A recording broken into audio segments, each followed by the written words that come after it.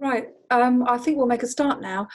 My name is Marianne Jump. I'm the librarian and archivist at the Marx Memorial Library, and I'm really delighted to welcome you all here to this virtual online event on American radical publishing between the years of 1917 and 1945.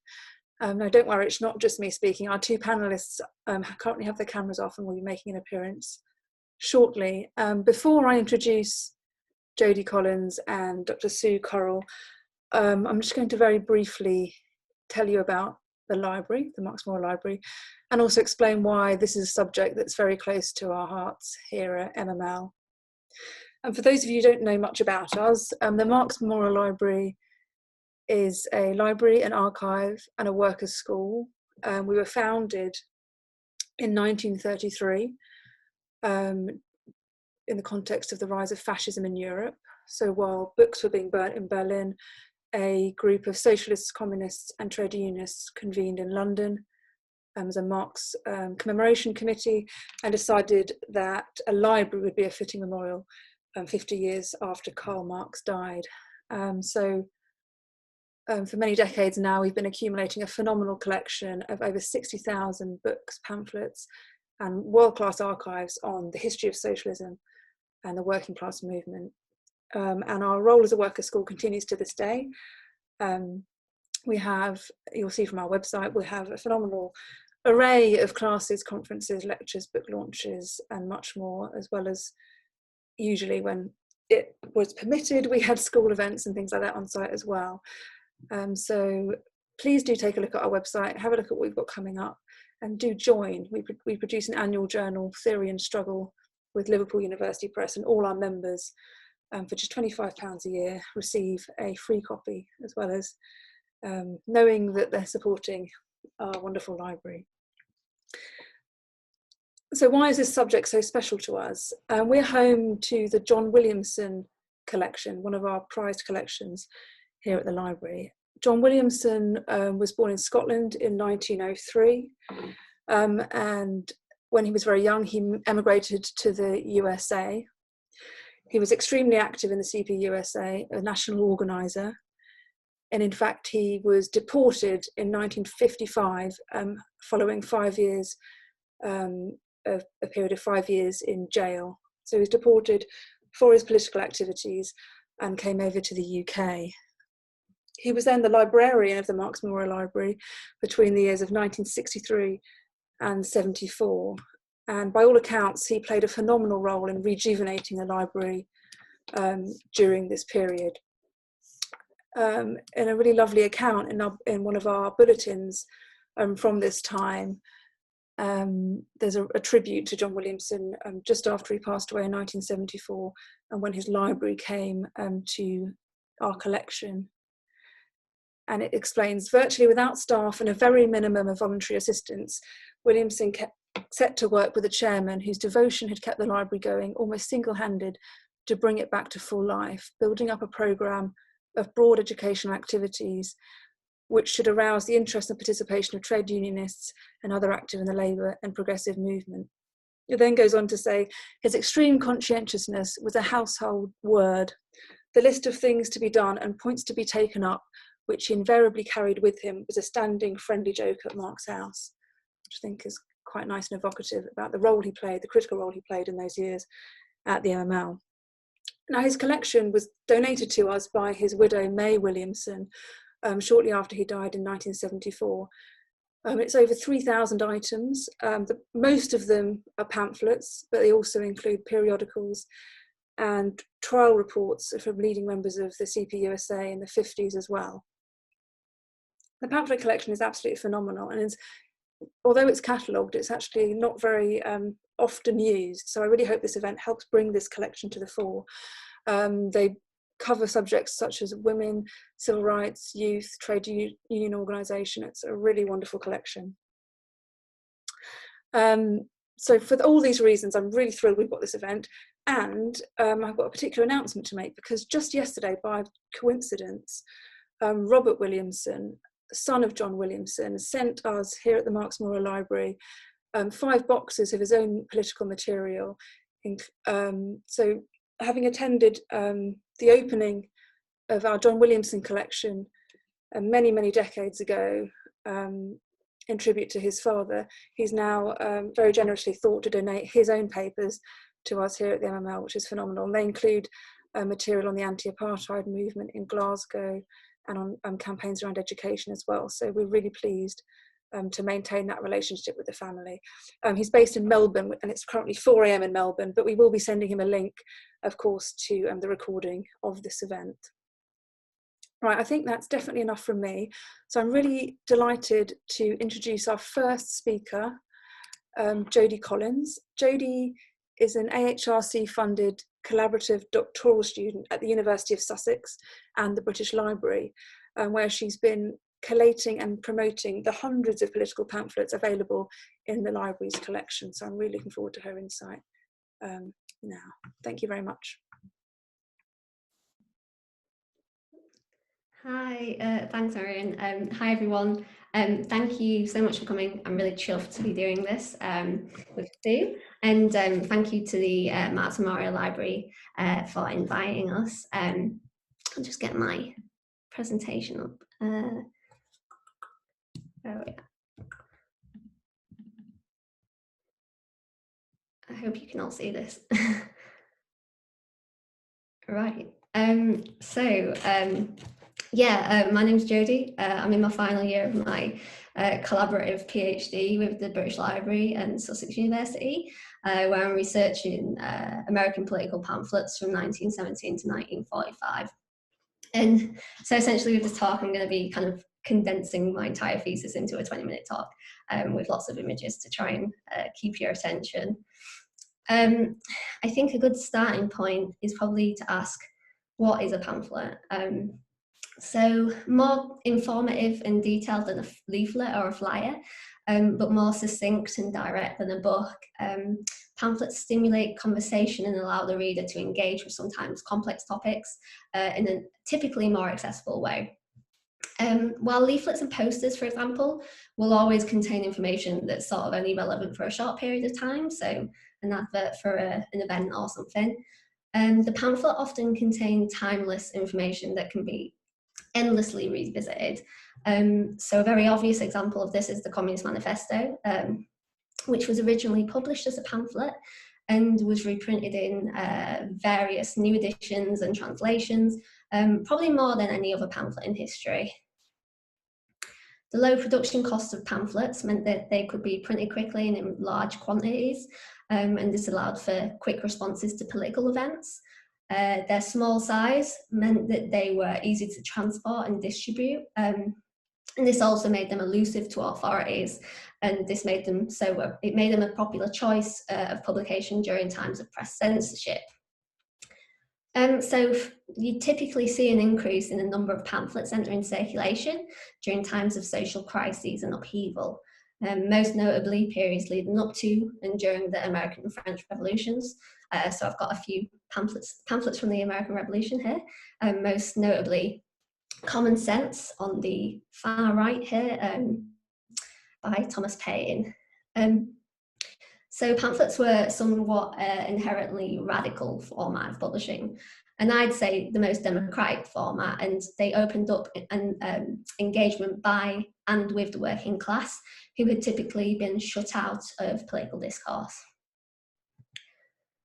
So much like these turbulent periods of previous centuries, the first half of the 20th century was a key chapter in the history of pamphleteering, which reflected the tumultuous political landscape of the time. And importantly, by the beginning of the 20th century, literacy rates were the highest it's ever been in America, and ordinary American citizens were reading print matter at unprecedented levels.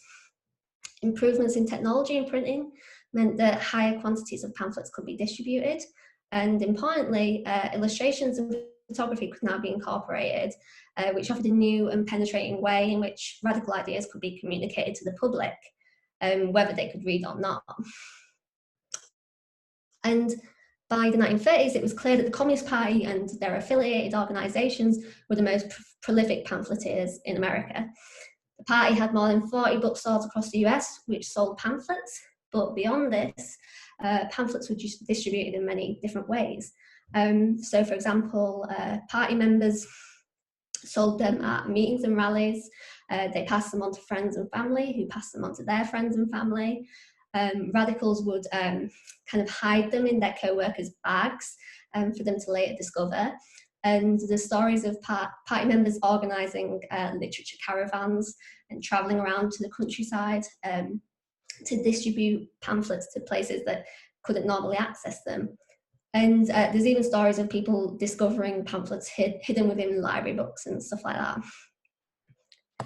So actually, John Williamson, who Marion discussed, who was a member of the American Communist Party, he describes in his autobiography, which I have here, it's called Dangerous Scott, and he describes how in his early years, before becoming a socialist, one of his co-workers would bring him pamphlets to read, especially those authored by Daniel de Leon.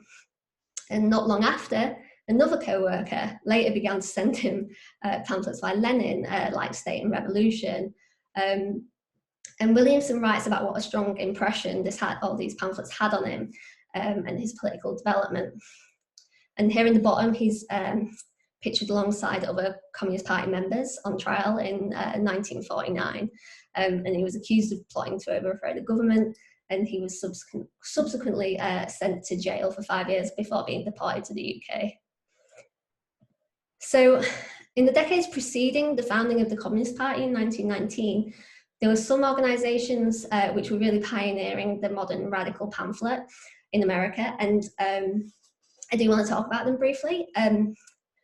Publishing company Charles H. Kerr and Company introduced a pamphlet series known as the Pocket Library of Socialism, which was really particularly popular at the time. And each issue would deal with a particular topic. So this one here on the far left is about socialism and the home. And this was written by May Walden Kerr, who was Charles Kerr's wife. And the pamphlet in this case was particularly chosen because the publisher could get special rates for postage due to their smaller size. Alongside Charles H. Kerr, you had the New York Labour News Company, which was the publishing house of the Socialist Labour Party, which was formed under the leadership of Daniel de Leon. And this was the first press to publish revolutionary books and pamphlets in English on a large scale. This publishing house was pioneered by de Leon, and he personally translated into English the texts of key European socialists such as Marx, Engels, as well as Kautsky. And another organisation which pioneered in terms of pamphleteering in America was the Industrial Workers of the World, who produced many pamphlets leading up to the Russian Revolution of 1917. And as you can see by this small sample, they were really leading the way in terms of visual, just in their cartoons, but even simply their typography and design, they were really striking pamphlets. But unfortunately, the IWW saw huge suppression as draconian sedition laws were introduced during the First World War and the Red Scare of 1919, and they never quite recovered to this level of pamphleteering. And finally, there was a Socialist Publication Society, which was established in 1917 by the Socialist Party of America before its left wing split to form the Communist Party in 1919. Its publications were the first American editions of many landmark texts and translations. And in its few years of existence, it published things like Trotsky's From October to Brest-Litovsk, and most famously, on the far left here, Lenin's Letter to American Workers, in which Lenin appealed for the American proletariat to resist American imperialism and support internationalism. This would have been many radicals' first encounter with Lenin's thoughts on America, possibly even Lenin's writing altogether, and it soon became a staple in recommended reading lists for American radicals. But it's also worth noting these were potentially difficult and dangerous pamphlets to disseminate or simply possess in these years due to the Espionage and Sedition Acts, which had been introduced under the presidency of Woodrow Wilson. So, moving on to the creation of the Communist Party in 1919. And with it came the new publishing house called the Daily Workers Publishing Company. It was most well known, of course, for its daily newspaper, The Daily Worker, but also it also published a range of pamphlets.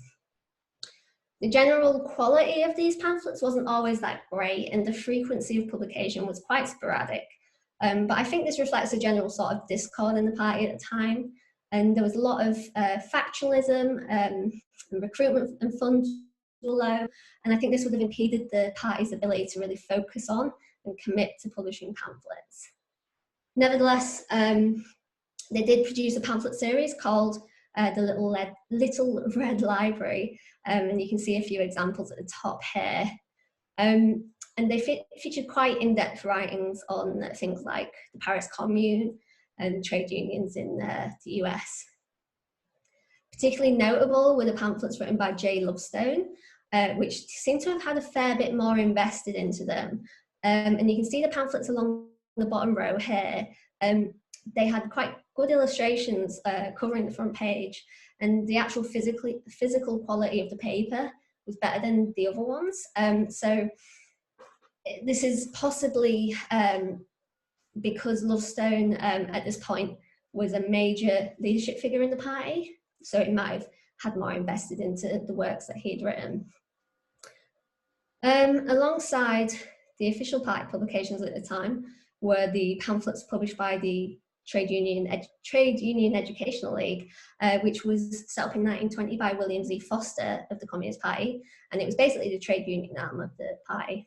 And in some ways, this was much better organised in terms of pamphlet production than the actual official party. And in 1926 and 1927, they published 27 pamphlets, which is pretty impressive for the time. And these kinds of pamphlets were educational supplements to the magazine called the Labour Herald, and they were designed to further aid trade unionists in gaining knowledge on certain subjects. They followed a similar design to those in those party pamphlets in the previous slide by J. Lovestone. You can see at the bottom here again. Usually a coloured card with a bold illustration. In 1927, however, the party headquarters moved from Chicago to New York, and a new publishing house was established called the Workers' Library Publishers. And this was also a time when the party was emerging from the underground, and some of the factionalism was starting to be resolved. So in the next few years, supporters of Trotsky, known as the left opposition, were expelled from the party, and this was quickly followed by the right opposition, led by J. Lovestone. This unified the party for better or worse, and enabled the party to begin to really develop a more disciplined and efficient system of producing and distributing literature. And they really did put more effort into their literature campaign at this point.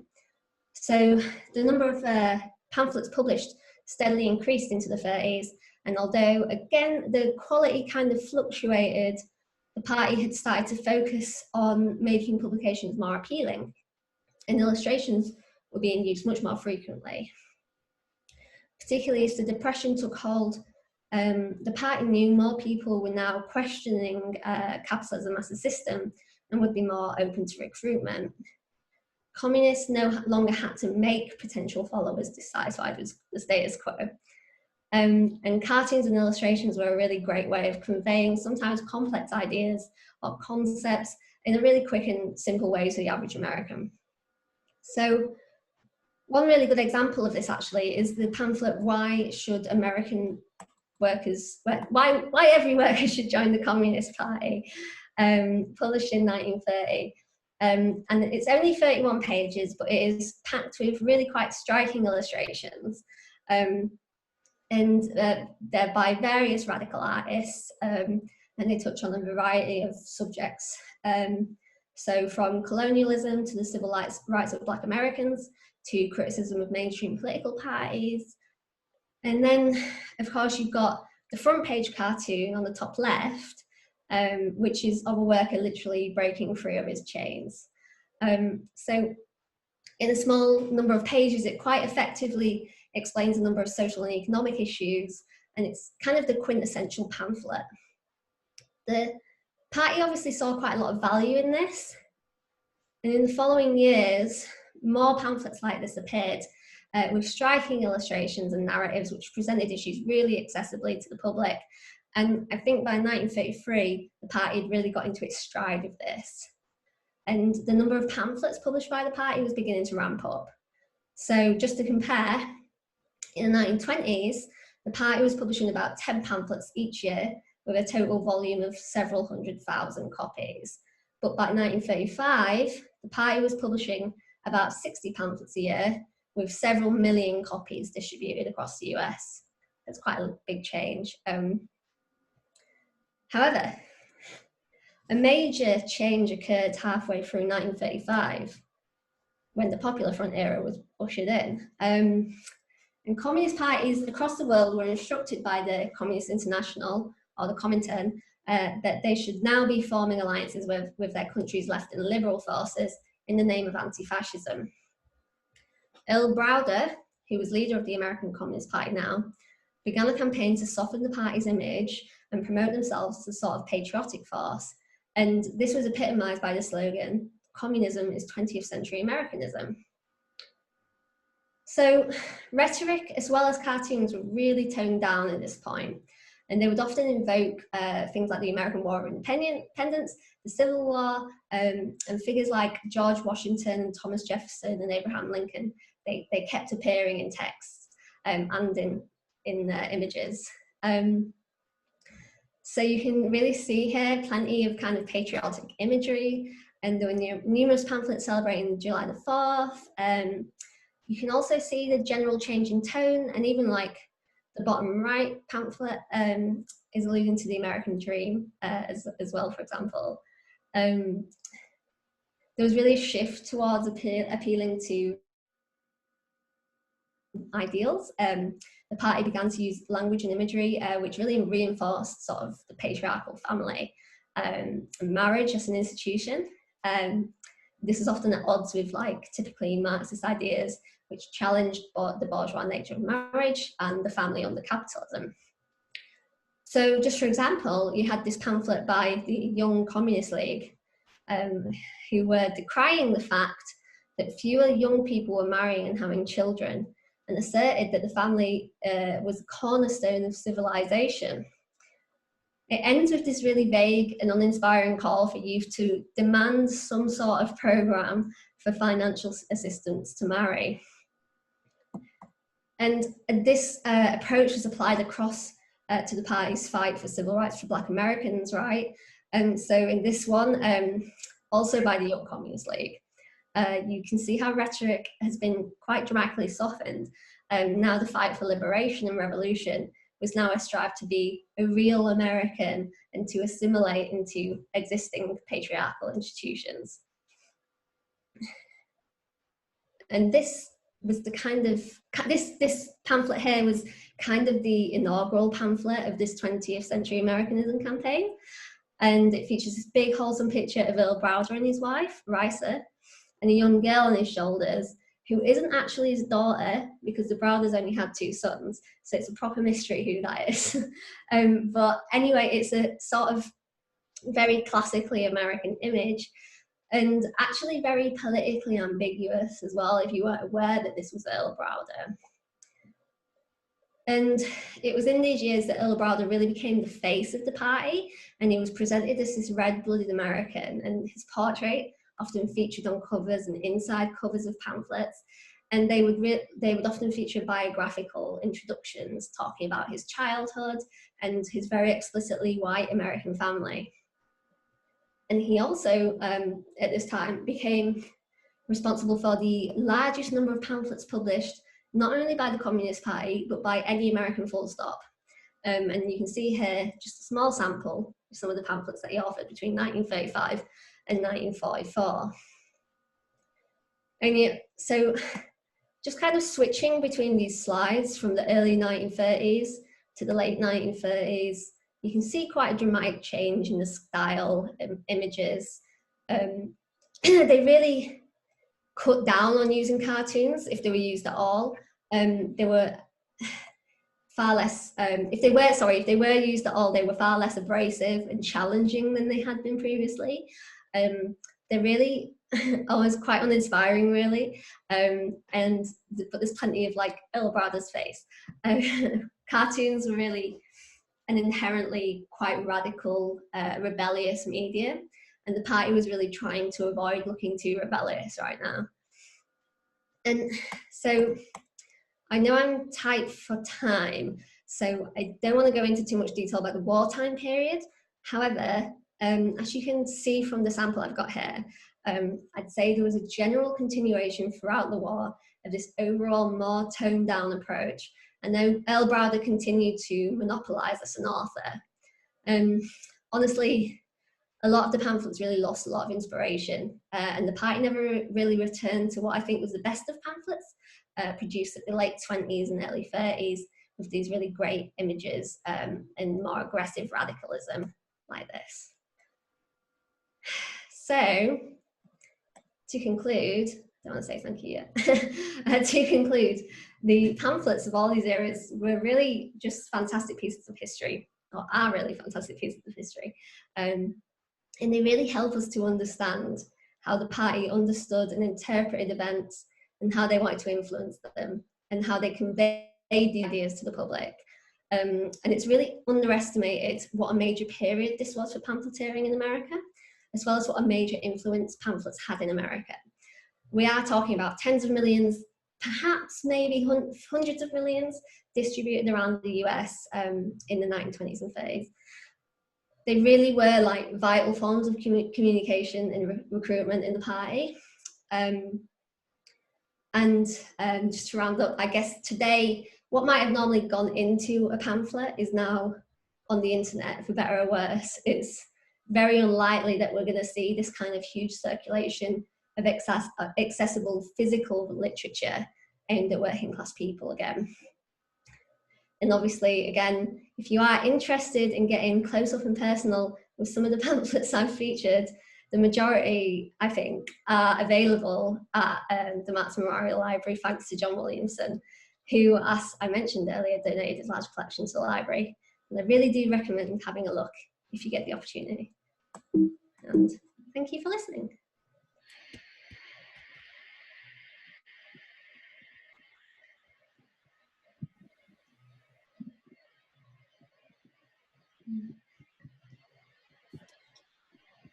Thank you so much, Jodie, for that. That was really, really fascinating. I just want to remind our attendees that please do put any questions you have for our speakers, for either Jodie or Sue, in the chat, because we'll be kind of hoovering them up and then putting them to the panel once we've heard from Sue. So I'm really delighted now to welcome our second speaker, Sue Currell, who's a long-standing friend of the library. I've got very fond memories of when I'd only been there, working there a few months, and we're still kind of getting to grips with it all, having an initial conversation with Sue and showing her our basement and all of our copies of New Masses, which I think she'll be referring to in her talk this evening. So Sue is reader at the University of Sussex, and I'm just going to wait till hopefully we can just do a little swap round of our screen sharing now.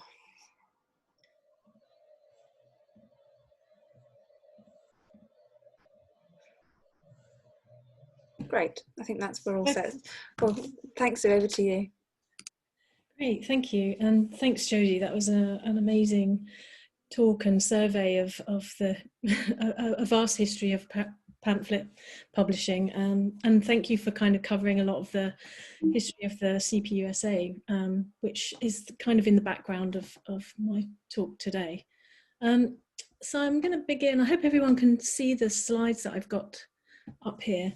So there's so much material here that could be shown. This is just a selection and quite a survey, really, of the magazine. I've started with a quote there from Joseph Freeman, who was one of the founding editors, and it's from an undated memo in his archive, which said, "Our task is much more than merely to start up a new magazine. Our task is to organise creative life in America." And in actual fact, that's pretty much what the New Masses intention was. So I would say always begin with this idea that it's actually more than a magazine. It's a magazine, but it is more than a magazine, and I'll explain that a bit more. So New Masses magazine was published from 1926 to 1948. It was monthly from 1926 to 1933, and then it went weekly from 1934 to 48, at the height of the Great Depression. Over this period, the magazine became the leading left-wing literary and cultural periodical in America. Its print run reached a peak of 100,000, with international distribution as well, which was unrivaled by any other independently published American little magazine. And just to add to Jodie's point about the distribution of pamphlets, that they would be shared, circulated among workers in union meetings and that kind of things. And this clearly, the publication figures are always very different for these kinds of publications than for, say, books, novels, that kind of thing. So just to bear in mind that even with a subscription to it, that would probably be 5 or 6 people reading one issue. So you can see that the distribution and the reach was huge, and literally circulated around the world. So it's a beautifully illustrated magazine. It brought together some of the foremost artists, writers and intellectuals of the era, whose work often appeared alongside unknown radical and working class contributors criticising capitalism. So I'm going to just, now can I get to my slide here? Oh. So just some examples of some of the cartoons from various time periods, and many of the artists that you'll see in these illustrations were also artists who worked for the pamphlets, the CPUSA pamphlets particularly, that Jodie showed. So there's a general kind of segue between them.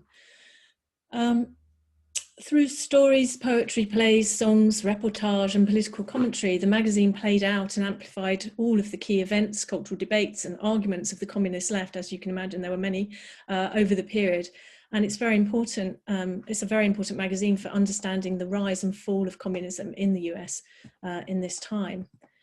And you can see the kind of distribution here that went on in May 1935. You can see, I love this photo by Ben Shahn, which shows a May Day distribution of the magazine and literally off the back of a truck. So yeah, I'll come back to that in a little bit. But the Marx Memorial Library has a very unique holding of the magazine as part of the Williamson collection. And as Marion mentioned just now, it was a footnote in another book that I found the collection that was held at the Marx Memorial Library, and then went to visit and found in the basement boxes and boxes. And I think, I haven't counted them, I don't know if they are the entire run, but I think pretty much the entire run. This is incredibly unique. Williamson must have been a very avid reader and collector of the magazine for its entire run, and then he must have made a special effort to save and transport the 700 plus copies of the magazine when he was exiled from the US and returned to Britain in 1955. So it's quite a miracle really that they ended up where they did. Williamson must have known that the copies of the magazine wouldn't survive well or remain valued in McCarthy's United States. Just to highlight how rare this collection is, the Library of Congress doesn't even have such a collection. The British Library has, I think, 1 or 2 copies of the New Masses, and horrifyingly, when I went to have a look at what they had, the issue that came to me started to crumble in my hands. It was actually in worse condition than the ones in the basement at the Marx Memorial. So this is an incredibly valuable and unique collection. At the same time, just by highlighting that issue of the fragility of this, it is quite scary that as the magazine is opened, it crumbles. So I'm encouraging you to try and look at what has been created by the Marxist.org group of I don't know, intellectuals. They've put on a lot of free collections, and you can see they now have, and this wasn't the case when I first looked at the ones in the Marx Memorial Library, but in the last few years or so, they've actually digitized all of the copies, and they're available at the Marxist.org website, and the link is there at the bottom of this slide. So while, unlike Jodie, I don't want you to go and open the boxes and crumble them out, but I want you to know that they are there and that there is a conservation issue, and also it's incredibly important that this collection remains in its entirety looked after where it is.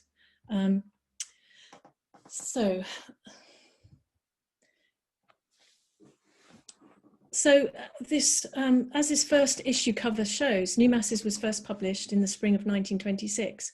Time magazine announced a new radical monthly arts magazine had entered dramatically into the teeming sea of US magazine publishing, with a geometric red and black lithograph on the front cover depicting a miner with an explosive idea bursting from his brain.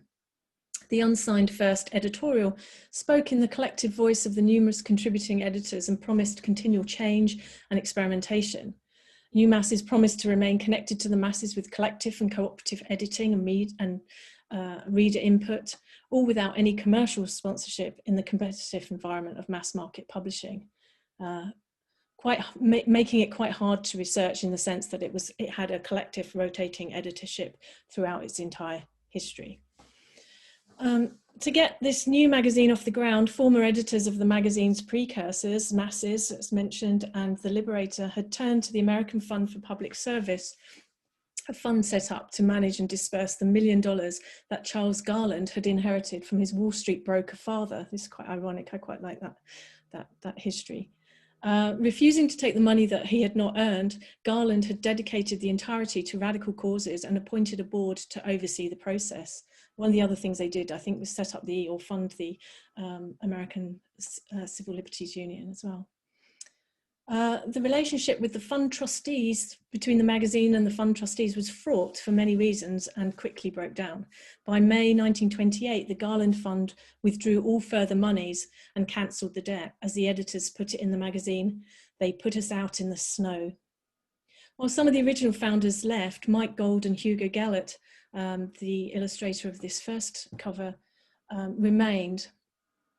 And they said the magazine, in the June 1928 issue, they said the magazine is running on a starvation basis. No writers or artists are paid, and the office staff live on coffee and crullers. As the voice of the lowbrow, the failure, the rebel, the boy poet, the factory worker, the tenant farmer, the poorhouse philosopher, the men and women at the bottom, they appealed for funds from readers to keep them alive, asking for another $1,000 just to survive the summer.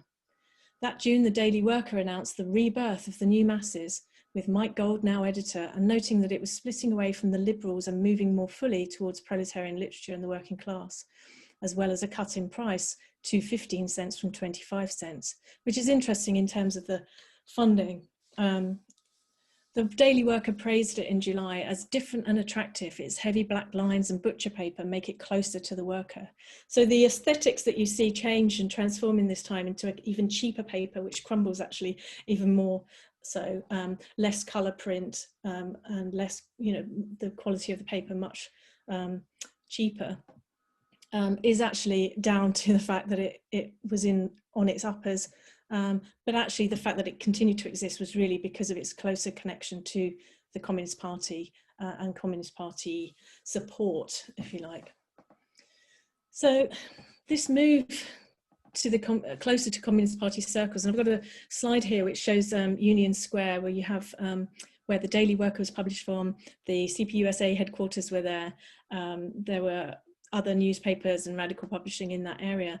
And sometimes in and out, the New Masses would sometimes be have their address there. They would, I think, probably got the offices for free or cheaply from the CPUSA. So that was a way that without donating money to them, the magazine could be supported by the CPUSA through not having to pay rent for offices.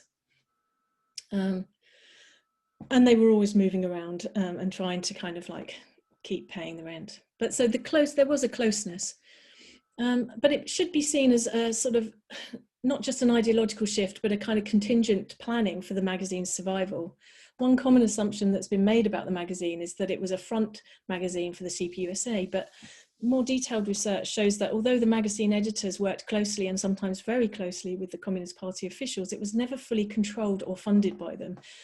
Rather, it was sometimes considered an unruly publication by party officials who never really fully understood it. They really didn't understand a lot of the aesthetic and cultural elements of it, and just wanted it to be a mouthpiece for Soviet policy, really. And they often felt that the Communist Party officials often felt the need to bring it into line and upbraid it. The editors were often being hauled into the office to be upbraided about something or other. The editors were sometimes party members, but not always. Many or most contributors were fellow travellers, but not necessarily party members. And many often transgressed party policy or left the movement and recanted their support. So there's a shifting kind of, there's a lot of churn over this period. Like the FBI, I've never found any record of direct funding, but competitions, adverts, book promotions, travel to the Soviet Union may have been a way of covert transmission of funds. And you can see here, one of the things, this is a photo that I took when I first went to the Marx Memorial from one of the issues. And you can see that they would hold competitions with the prize as a free trip, all expenses paid to the Soviet Union, and how that operated in and who funded that for this very poor magazine on its uppers. You might want to hazard a guess, but there's no proof that there was actual direct funding from the CPUSA. Despite this, among the many other interesting and unique aspects of the magazine is the way it operated as an organising tool and network for the left. The editorial team not only wrote about art, politics and culture, but worked to put on a huge range of linked events and activities, such as sponsored concerts, both classical and jazz. And you can see from here an advert for one of the balls that they would hold usually like 4 times a year, spring, winter, New Year, all of that. They also put on one of the first big kind of evenings at Carnegie Hall, of jazz, from spirituals to swing, which has become iconic in the history of jazz. That was put on by the New Masses, partly as a fundraiser, partly as a kind of homage to jazz. So many were fundraisers either for the magazine or the causes it supported, but also operated as opportunities to recruit party members. You can see here they would have talks, they would have invited, they would have links with some of the workers' schools and camps and that kind of thing. And then some of their funding came from classified ads as well, for things that could obviously were ethically approved by, they wouldn't put an ad in for something that wasn't seen as communist, although I just seen that there's an advert for electrolysis there, so I don't know where that fits into the politics. But these events were seen as an extension of the work that the magazine did on the page, so taken off the page into America's streets and theatres, whether in performance or political debates, strikes and protests. New Masses then played a significant role in New York's intellectual and social life as an active institution that went beyond a magazine and print culture artifact to become a social network and hub for activists, artists, intellectuals. So there's a kind of new definition of communist partying, if you like, and you can see through these adverts. Staff working for New Masses initiated meetings of the first John Reed clubs throughout America and worked to encourage left-wing and unknown working class artists and writers to contribute to the magazine, as well as produce some of their own magazines such as Dynamo and Partisan Review, which eventually split off. While many well-established writers and artists contributed to the magazine, New Masses also became the leading organ through which working class, female and minority artists and writers, among them Langston Hughes, Richard Wright, Ralph Ellison, Muriel Rukeyser. You can see Langston Hughes here, and I'll talk a little bit more about him in a bit, and Muriel Rukeyser, her poem here based on the Union Carbide tunnel disaster, which ended up becoming the longer poem US1. As young writers, these and others gained recognition and published their first works in the magazine. In fact, the magazine was unique in engaging African American and female contributors and readers. New Masses included regular contributions written by well-known African American lawyers, educators, writers, artists, and political figures. And without going through too many lists, I can, maybe some names that you would know: Charles White, Paul Robeson, W.E.B. Du Bois, Alain Locke, Richard Wright, and Ralph Ellison were all participants. And Langston Hughes is someone who had the lifespan of the magazine contact with as a contributing editor to the magazine in the early 1930s, and then contributing poems, articles, short stories, and plays throughout, and also being a translator. So Langston Hughes was very active in the New Masses. Many of his his poems were first published in the magazine and then appeared regularly throughout the 1926 to 1946 period. Now, Langston Hughes was really valued by the editors, and there's some letters written to him asking him to come and speak, offering to fly him on an internal flight in the 1930s in the US, so that he didn't have to give up too much writing time. So he was an extremely valued contributor. They were always trying to get him to do more for them. Similarly, more women, including Josephine Herbst, you may have heard of, contributed to New Masses than any other similar arts and culture magazine in the period. The list of contributors included groundbreaking female authors, political activists, and artists such as Mary Heaton Vorse, Grace Lumpkin, Myra Page, Meridor Lesueur, Muriel Rukeyser, Genevieve Taggart, Ruth McKenney, Josephine Herbst, and Dorothy Parker. Included also work by artists, photographers, Margaret Bourke-White and Tina Modotti. I've got the Langston Hughes here. So this is the Tina Modotti cover from 1928. Wonderful image. Contradicting the image of the virile male worker proletarian, women not only regularly featured as proletarians, workers, strikers, and strike leaders, but as writers they worked transnationally rather than in separate spheres or domestic spaces. So very often they haven't necessarily been seen as the issues around gender were seen as much more fluid, I think, than historians who are looking for the women's section of the magazine will find. So women travelled in unprecedented numbers to Soviet Russia, China, Mexico, Cuba, and Spain, and reported back from these places in elegant and moving reportage about the political and social conditions in those countries. Women also regularly reported on politics and foreign policy, war, labour disputes. In fact, political events were covered by writers seemingly irrespective of gender.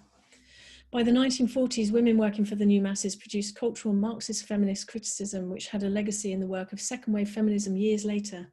For example, Betty Friedan's The Feminine Mystique. Betty Friedan actually wrote for the New Masses under her previous name.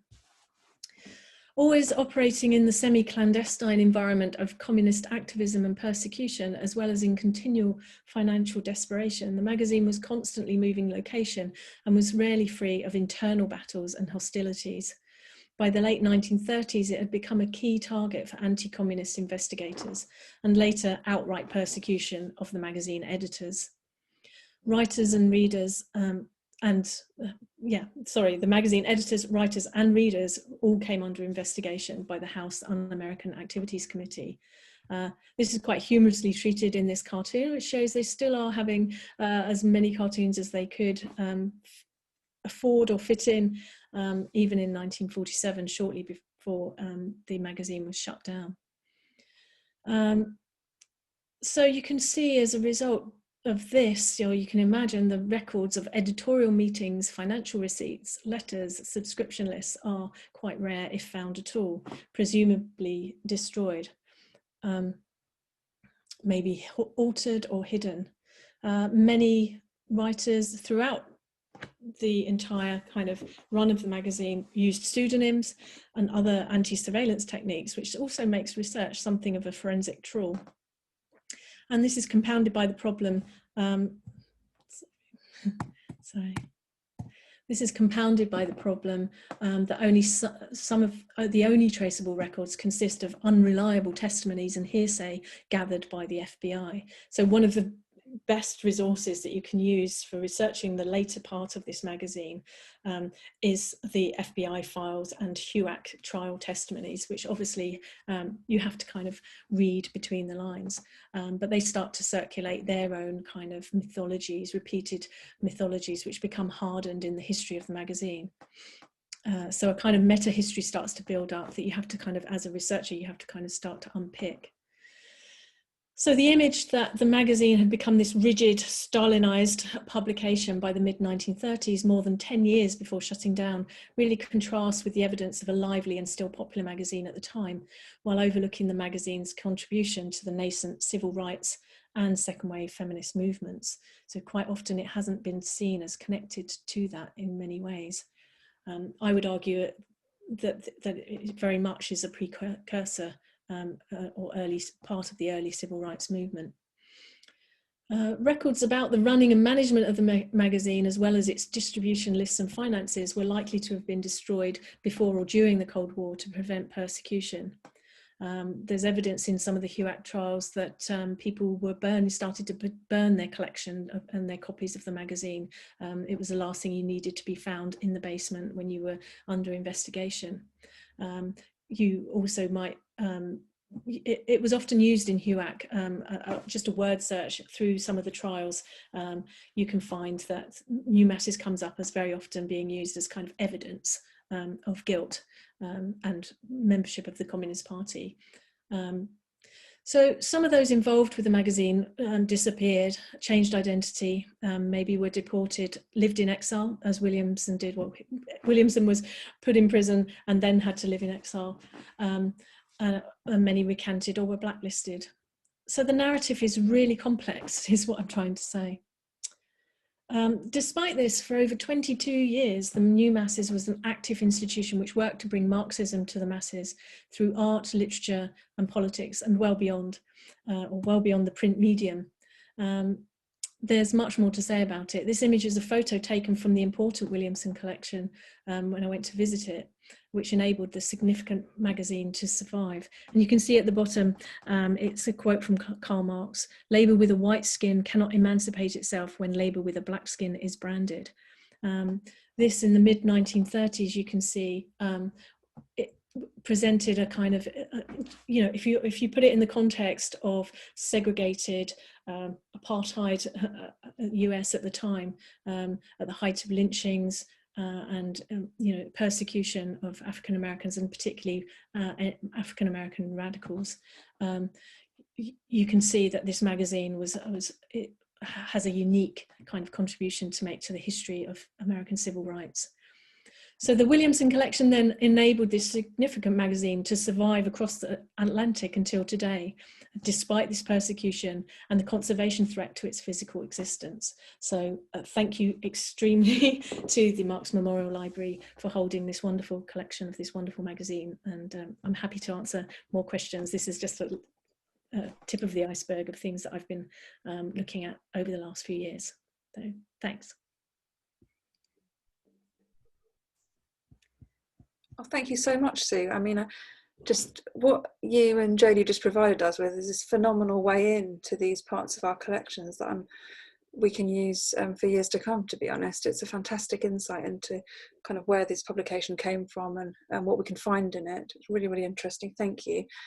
Hopefully we can bring Jodie back in, because we've got a few questions coming through from participants.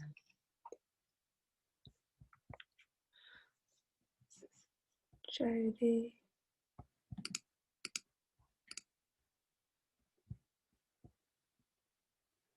Hi Jodie, welcome back. I've got the first question from Robert Lorry, which is quite straightforward. Do we know much about who printed the CPUSA pamphlets? Were there a variety of different printers? Do we know on that front? Basically, when on each pamphlet they have an address, right? And basically they were all printed at the same address, from what I can gather. So this included, so you had the Communist Party party's main headquarters, where I think they were printed. But they also had stuff like the International Labour Defence and the anti-war organisation. They all, I'm pretty sure they all pretty much printed at the same place. As I say, I'm not 100% sure though about like whether the addresses are necessarily the place of print. It's all quite difficult to track down, but from what I understand, I think it was all, same place in New York. Thank you. We've got two kind of interrelated questions on the reception of the pamphlets, which I know is something that's always quite difficult to quantify with this kind of material. Sally asks, do we have any information on how this material kind of stimulated membership in the CPUSA? While Owen asks a similar question or a related question about whether we know, because you draw those comparisons, Jodie, between the first set of pamphlets, which were more kind of visually radical and things like that, and the Popular Front ones. Do we know how popular the Popular Front ones were by contrast, and whether that approach kind of had an effect?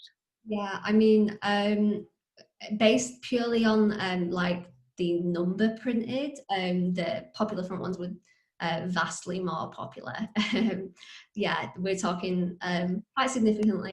I mean, the membership went up significantly during this time as well. Having said that, I don't know. There's kind of a debate on what was actually drawing people to the party in the Popular Front period. Because sort of my position is, I don't think that actually a lot of the content of the pamphlet actually did draw a lot of people to the Communist Party. I think they were well circulated, but I actually think there was more impetus for civil rights and just general sort of more awareness of social inequalities and stuff, and people were sort of more and anti-war issues as well, and just general more involvement in trade unions and stuff.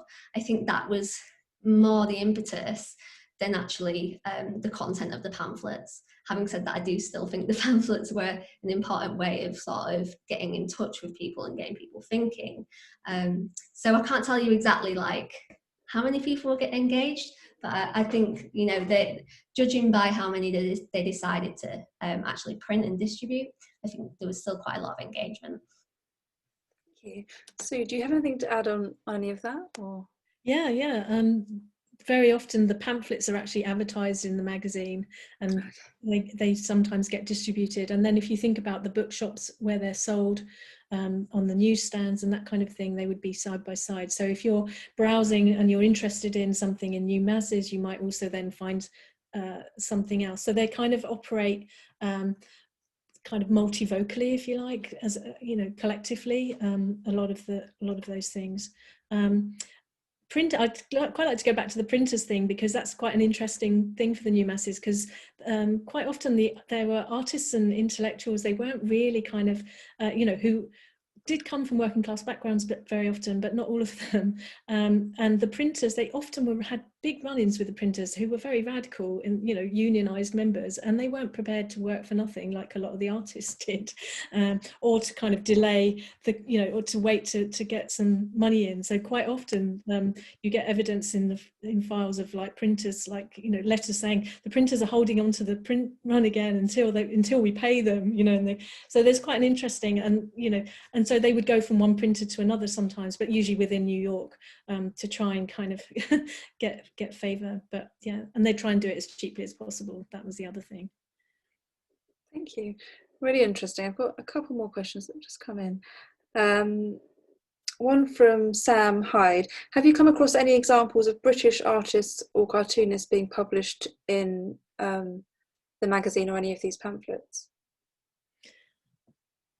In the New Masses, it had a very big international kind of element to it. So very often they would have features on various things going on around the world, particularly in the build up to World War II. And so there would often be contributions from writers internationally. I can't remember anyone in particular sort of off the top of my head, but there were artists. Obviously, from a name, it's very difficult to judge a nationality. But usually, the subject matter, they had links with people in every country who would contribute. In my, as far as I know, all of the cartoonists were American in the pamphlets that I've looked at. However, I might be wrong. A lot of times, sometimes the cartoons aren't even like credited. So you kind of have to rely on sort of getting to know the sort of style of each cartoonist. So you've got like Robert Miner and stuff. They've got very distinctive sort of types. So yeah, as far as I know, all American. But I'm very happy to be proven wrong. I guess pseudonyms don't help with this kind of tracing work, as Sue was mentioning earlier. Very often they would take some work by an artist and use it in other areas without credit, without extra payment, and that kind of thing. You know, they didn't always practice as ethically as they should have done. But I find that quite interesting. You know, the fact that they, you know, the political message was more important than the you know, paying the artist every time it was printed or reprinted. We've had two questions or points made on a very similar subject.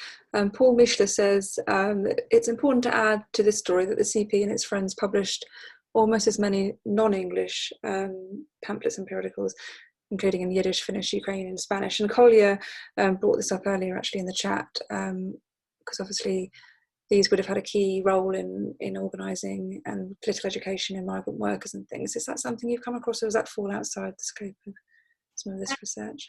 Definitely loads of Yiddish pamphlets. Unfortunately, I don't speak Yiddish, so I can't investigate them very in much depth. But yes, tons of Yiddish. I have come across Spanish and Italian pamphlets as well. And I must note that I am talking about specifically mostly pamphlets I've come across researching at the British Library and also the Tamman Library in New York. But mostly English. But I can't say with like full authority that there weren't a lot more foreign language ones floating around. I think there's quite a few Slovak. Loads of different languages basically. But yeah, I only speak Spanish, so I can only understand those ones, and I can't go into too much depth on anything else. And New Masses was pretty much mostly English. Some poetry was published and then translated in the magazine. But I think the idea was that they would have a lot of translated work in there, translated from the original language into English. So yeah. Got a couple coming in on. Sorry to zip through these, but there's so many, and I feel like we want to keep going. There's a couple on New Masses specifically. One about circulation and whether we know much about those numbers. Another one, I guess, related on reception as well, from Kate. Did New Masses appeal to women creatives because it had a reputation for more progressive gender politics compared with other Communist Party publications? Do we know anything about its readership and also the I think Kate's also referring to the women creatives who actually publish in New Masses as well. I mean, it's a really difficult one. I might have over exaggerated perhaps the you know, the kind of feminist element of it, because really it was a very it downplayed really the kind of gender politics and promoted like women as proletariat, as workers, as you know, so there was a kind of gender fluidity in that respect.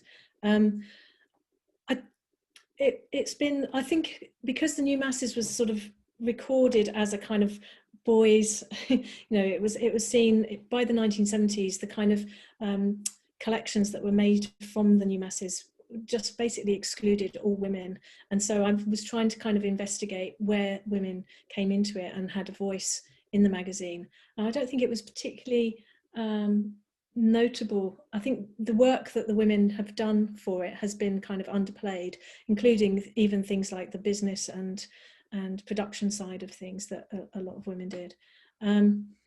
So I'm not sure. It sounds like you're saying that actually this is in contrast to the way it was actually presented. But is there any evidence that politics was kind of received in a different way, in a kind of less positive way in other circles to that? By who? Sorry, if it was being more radical in terms of gender politics, was that criticised at the time? Do we have any evidence of that? Or? Well, it's interesting because it fits in with what Jodie was saying about this shift to a kind of slightly more conservative ideal. I don't see that so much in new masses as Jodie sees in the pamphlets, and I don't know why that is in particular. There were women's voices came into it and very often criticised the new masses if they didn't see articles about issues that were affecting women, that kind of thing. They would write letters in, and those letters would be published. New masses loved to kind of criticise itself. It was very good at that. But so in the kind of earlier part of the period, and even through to the mid 1930s, there was still this ideal, this Soviet ideal of the kind of communal kind of care of children and schools, women working, abortion, free marriage, all of those things was still really popular, and so that attracted a huge range of people, not just women, but LGBT artists and writers who weren't who saw this as a kind of space that wasn't part of the kind of conventional gender stereotypes that America was kind of renowned for at that time, a very conservative idea about the family. So it was seen as a kind of liberating space in that respect, where certain writers would kind of be able to express a different formations of family and politics. So it was a welcoming space. It wasn't consciously so, I think, is what I'm trying to say. It wasn't it didn't have a program as such, and it did tend to try and fit in with whatever the kind of Soviet policy was at the time. So and then actually also did buck against the Soviet policy at times when it didn't actually fit in with what the general kind of American left view of things was. So, and then it would get told off by the CPSA. Jodie, do you want to comment on how this has played out in any of your research? Or? Yeah, I mean, in the pamphlets from the Popular Front, basically up until so basically the women kind of fit into this sort of family they were treated like mothers and wives rather than sort of women in their own right. I don't want to say that as a sort of catch-all, because there was this sort of inclusion of women as well, but there was more of a move towards sort of, especially in the anti-war pamphlets, it was kind of like we don't want to send our boys to war, like, and talking to women as if they're sort of only in the respect to being like a home, a wife at home, and etc. But having said that, again, the new masses did have a sort of distance, so I do think there was more scope for sort of criticism of this sort of idea. And also another magazine that was kind of popular at the time was The Woman Today, which used to be The Working Woman. It changed, I think, in 1935 to The Woman Today, and it became very sort of quite stereotypical. There was kind of like articles about doing your hair and makeup and making yourself look good for men and stuff. And this is a communist magazine aimed at women, so I mean, it wasn't just a women's magazine. It was the Communist Party. And you did get some letters in that magazine from women saying, I get enough of this at home, like I don't want any more of this, thanks, like I thought we were like communists. So there was quite a lot of backlash, I think, and it was quite a sort of, I think it was quite a confusing time to be a woman in the Communist Party. Really interesting, thank you. I've got a question actually that I think could apply to both of your areas of research from Megan, who said she thinks she spotted some reference to poetry in some of the pamphlets. Can we expand a bit on the significance of poetry and pamphleteering and perhaps the new masses as well? Yeah, definitely. I mean, poems, the Communist Party specifically, as far as I have seen, they didn't have like a vast amount of poetry pamphlets, but they did like to include poems like in the inside cover. It's like kind of introductory things, sort of try and sort of summarize what they're kind of talking about in a sort of nice way. One of Francis Hughes, his pamphlets come up a bit, but they're not published by the Communist Party, but there was loads of really beautiful pamphlets illustrated, not by Langston Hughes, illustrated by, who was it? Prentice Taylor, and they're really beautiful. And he had his links as well to the Communist Party. But yeah, they liked to include small poems in the pamphlets. But as far as I know, there wasn't a huge amount of actually like dedicated pamphlets for poetry.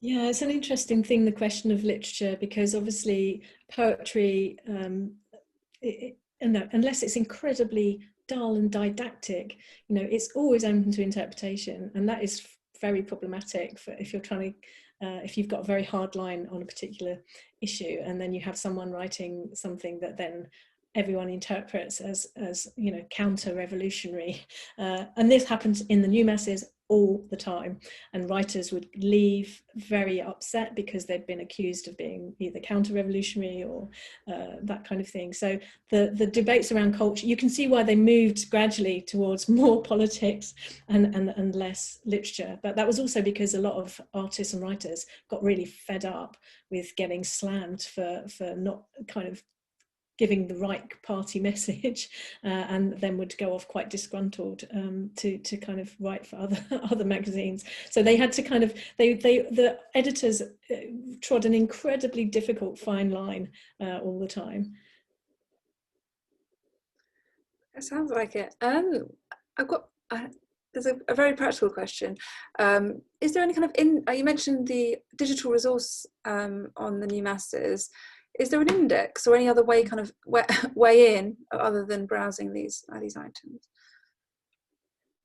There is an index, yes. For a long time there was just a very short index of a few years. There are a couple of indexes that go up to the kind of 1930s, but actually the digitized collections are not OCR'd PDFs, right? Okay. So you cannot search them, which if somebody could do a proper conservation project and properly kind of digitize and then OCR everything, then we would have access to everything. But at the moment, there are still things that can be discovered in these magazines, for anyone who wants to trawl through.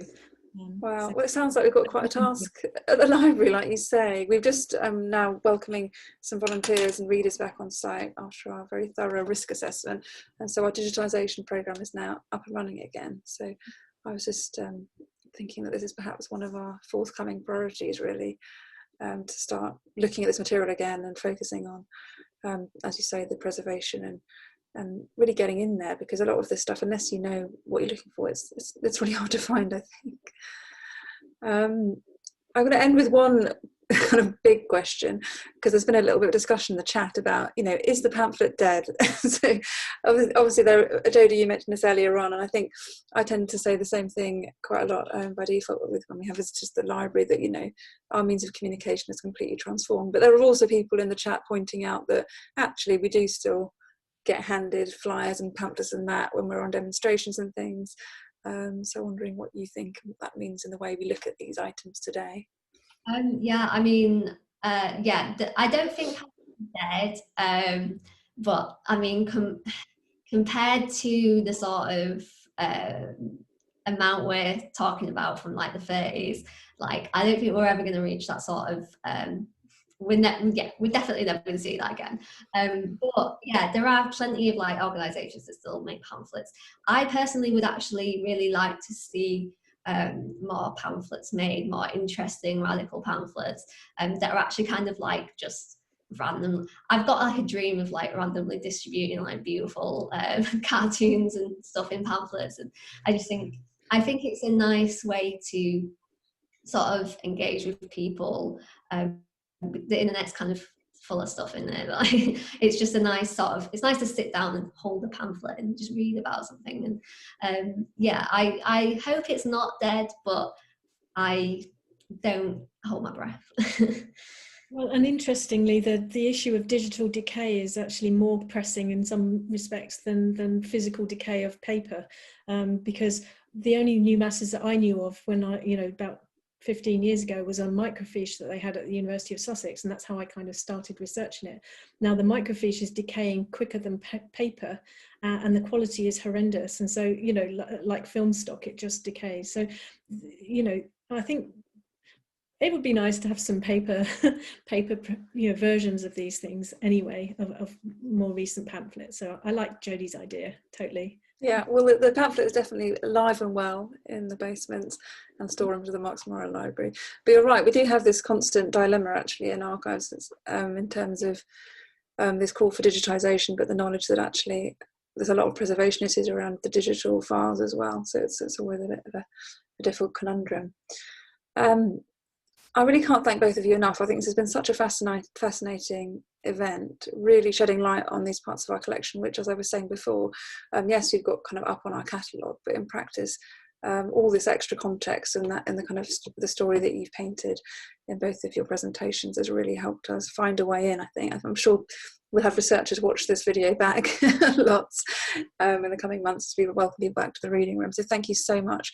And I think there's lots of work for us to do really on this collection and getting it out there to more people.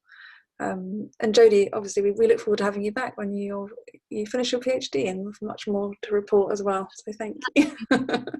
Hopefully. I'm just going to shamelessly plug the fact that we've got lots more events coming up at the library. We've got an online course starting in just a couple of weeks that lasts 8 weeks. We've got an event on women in class on the 29th, I think is a Tuesday, as well as a session which actually is kind of comparable to this in terms of focusing on a particular area of our collections on music and song on Thursday the 14th of October. So do take a look at our website and sign up. But thanks again so much to Jodie and Sue. Thank you, and thanks to the Marks Memorial, which is just an amazing, wonderful place, and thank you. Yeah, really, thank you so much for having us. Absolute pleasure. Thank you. Bye.